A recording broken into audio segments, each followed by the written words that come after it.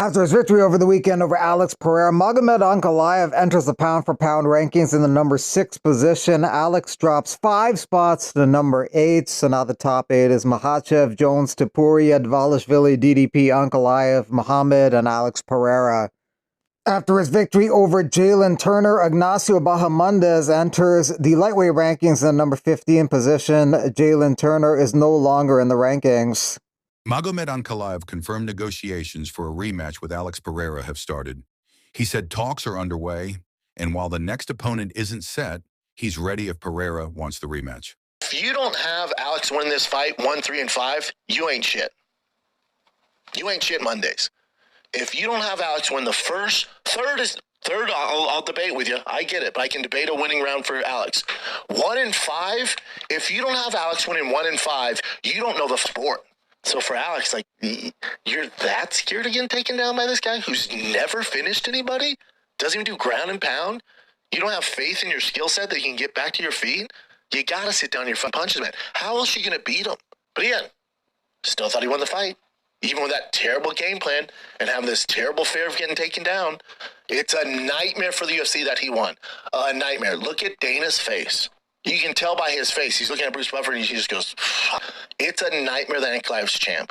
UFC 316 is the rumored event for O'Malley versus Dvalishvili Part 2. They are fighting next. The date just needs to be determined. The rumored date is June 7th. That's in Newark, New Jersey. If that is the case, the co-main event will likely either be Pantoja versus Kaikar France or Harrison versus Pena. You saw what Ryan Garcia did a year ago. How concerned are you with that left hook that he is so proud of? Not very concerned at all. At all? At all. You're going to defend it? You're going to stop it? How do you counteract it? How does he not land it?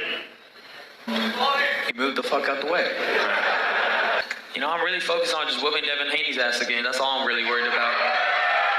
So, just to not even redeem myself, but submit that bullshit fucking Austrian bullshit. You know what you probably did set up. We know you did that. You know what? Where's your little brother? Is your brother in the house? Because we I'm going to wonder about the state of Devin Haney's chin after his fight with Ryan Garcia. Are you going to be able to test that chin? I don't understand what you mean by chin. I got up every single time against somebody that was on PDs. So that showed that I had a chin. That showed I had a chin. Circus act. Devin is a real fighter, and you showed no respect up there. You showed no respect for what he's done for boxing. He's a 2-division champion, an undisputed champion, and you're a piece of shit. The table, Lopez, and the undefeated heavyweight champ, Barboza Jr. It's all for the WBO Super Lightweight World Championship.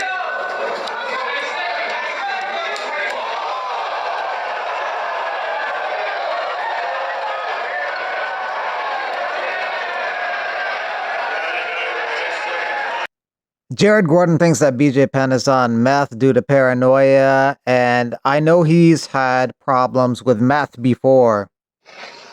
What's up, Paul? Huh? You what? You can only do this because you get the government behind you. You like get crazy. You. This lady right here, look at her ass and legs. She's acting like my 79-year-old mother. But she's not my 79-year-old mother. And it's interesting when you Google Lorraine Abelet, our house pops up because this lady acts like Lorraine Inouye. So you Google Lorraine Abelet and this house pops up, and then you look and then my mom's name starts popping up. She's trying to steal everything, and this is not my mother. And I'm putting this up because she's saying that she's going to get an attorney and try to do something.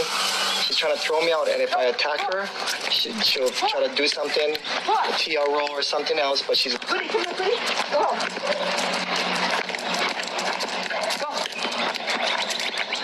Come on.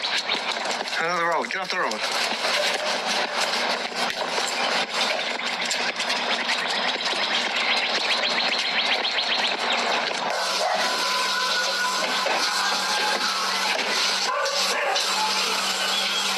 Brave Combat Federation returns to Spain on May 31st. Muhammad Makhachev expects to be on that card. Second main event for Sean Brady later this month against Leon Edwards. And in the co-main event, Blachowicz takes on Ulberg. The winner of that fight may end up taking on Prochazka. 2022 PFL heavyweight champion Ante D'Elia will make his FNC debut against former UFC fighter Jorgen De Castro on April 12th. caught the video. A lot of people has already seen it of the ex-girl that he was with, you know, that he cut out of his life because she wasn't being real and things like that. Coming in and trying to come in and take shots. That shit lame as hell. I'm just gonna keep it real. That's like really, really lame for her to do. And just like she like married, got married to somebody else, you know what I mean, that whole situation and whatnot. And it's like, bro, how have you not moved on with your life from then? Like, this was like over a year ago. Like, you can really tell whoever the plus side was in a relationship or who was really offering the other person more, giving more than they were being offered whenever it ends and they feel a need to keep trying to use their name and drag themselves back into the situation or the view of that person. Shawty, you got to move on and let that go. That's lame.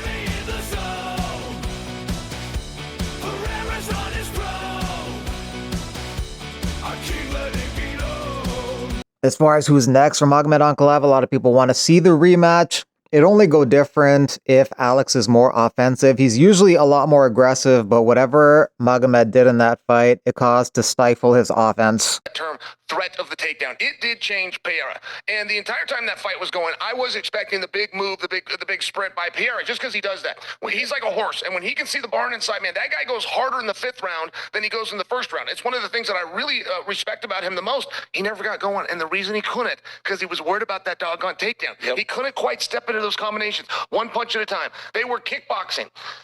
Pereira won the kicking part of that, but he got outboxed all night. It really was a surprise. Ankalaev would dip a little bit outside, and he would throw that left hand, and Pereira would miss him, and Ankalaev would clinch him, and it was just rinse and repeat. And I bring you that, partner.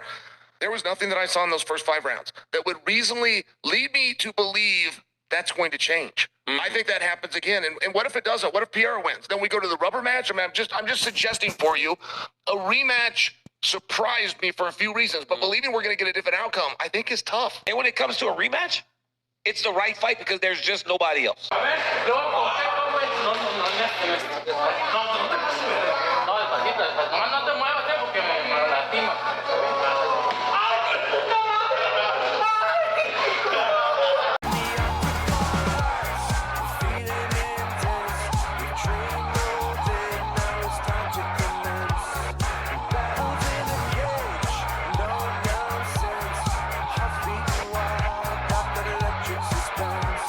Yo, I'm Andre Petrosky, undefeated UFC fighter, and before my grueling workouts, I drink Tatsu tea.